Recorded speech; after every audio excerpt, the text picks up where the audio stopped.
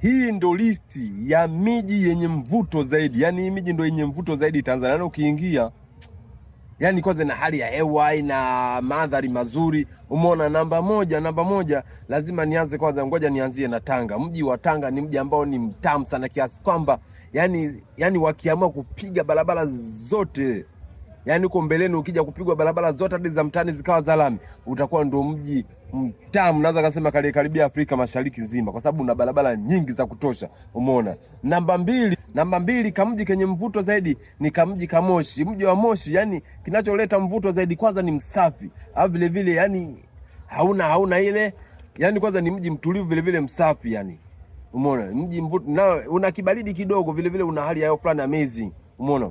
Namba tatu ni mji wa kamji ka Iringa. Ni kamji kadogo lakini kana utamu wake. Yani pale labda kibaridi tu muda wa jioni, lakini kwenye mandhari labda ndio umetokea, labda kuna sehemu ukisimama huko juu kwenye uwanja wa Samora huko Msindo huko, afu kwa unaangalia mji kwa chini kule, yani kuna kitu fulani hivi, yani unakuwa kama unatalii hivi. Namba nne ni mji wa Msoma. Mji wa Msoma na uko vizuri sana, barabara zake zimekatika vizuri, wamezikata vizuri, ziko vizuri, yani ukienda pale unaenjoy na zile babaji zile zilivyopigwa, yani barabara kama za Tanga hivi, sema za Tanga zina namba vile, za Tanga ziko nyingi zaidi. Umeona.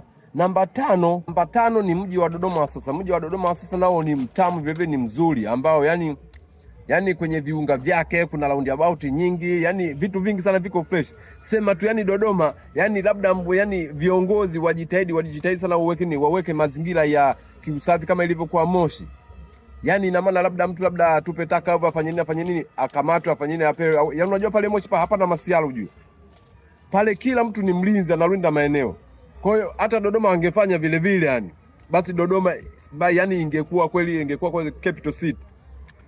Lakini Dodoma kuna baadhi ya sehemu nyingine bwana ziko rough yani kama ukiingia mle sokoni Sabasaba au ukiingia huku juu Majengo, yani soko ambao lipo kiusafi na nzuri zaidi ni Machinga Complex ambao ni mpya. Umeona, ile pale kidogo pako vijabu panajengwa, lakini waweke sheria kama ilivyokuwa Moshi. Walinzi wao wengi, mtu akitupa tutaka hivi ili mradi mji upendeze, uwe mzuri zaidi, kwa sababu ni mji mzuri, unapendezwa na barabara nzuri. Umeona, ila tu mifumo ya uwe. Asanteni, naitwa Wakorindo 93. Kuna baadhi ya majiji sijataja hapo, yako vululu.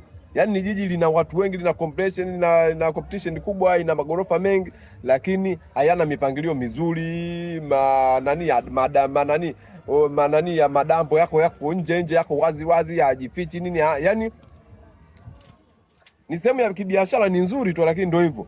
Unakuta sehemu ambayo ni safi ni sehemu ndogo sana. Lakini hiyo mji nilokutajia hapo, sehemu ambayo imekaa usafi na mandhari mazuri ni sehemu kubwa. Naitwa Wakorindo 93.